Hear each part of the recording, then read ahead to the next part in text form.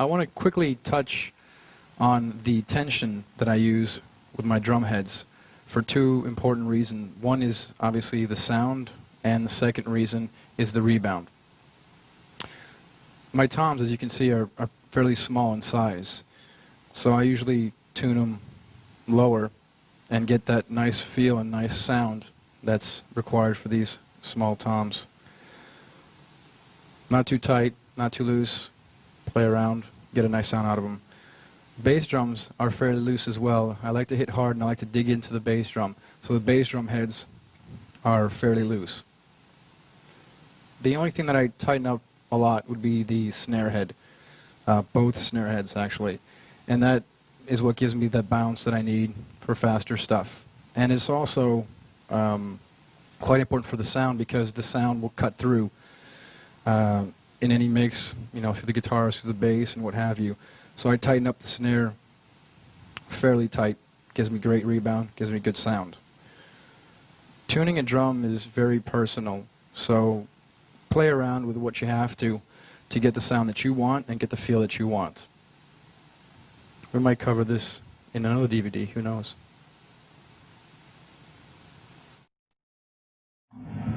Okay, now I just want to quickly talk about the setup, how I set up my drums, which is comfortable for me. It might not be comfortable for everybody, but I like it, and this is the way I set up.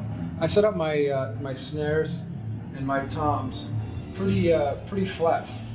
I like them in this kind of inclination, because I can really hit hard, and it doesn't vary from snare to tom. It's not like the snare is here and the toms are here.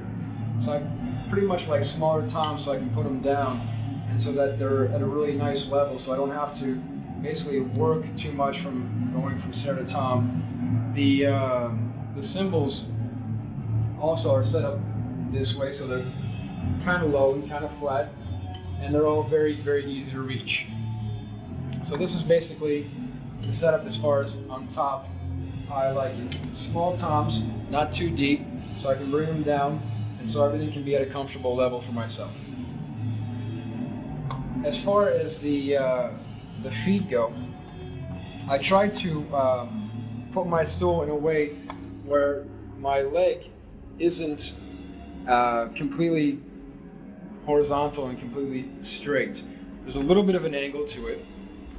And what's even more of a trick that I use, I guess, is that my lower leg, is not at a 90-degree angle. It's actually angled towards the front over here. And why I do this is so that I can hit, when I hit down, I'm hitting down and towards the front. And this has to do with my center of gravity. And I'll explain to you why. If I play at a 90-degree angle, I find that when I do faster movements, my legs and my feet will feel like they're underneath me, and my center of gravity will be very shaky. If I hit down and towards and away from me, then it pushes my body, and it pushes my center of gravity to be very floored and very centered. Therefore, it leaves me a lot of possibilities as far as independence on top.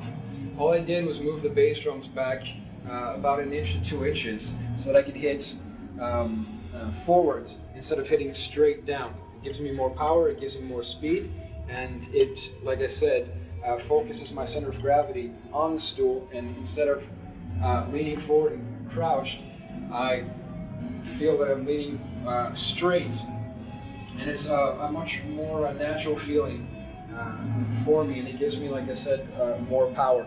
The most important aspect I find of drumming, and especially in this style, is to be very, very comfortable, very grounded, and very centered. If you're all over the place and shaky, then it's going to transpose to the way you're playing your bass drums or your hi-hats, or even on top.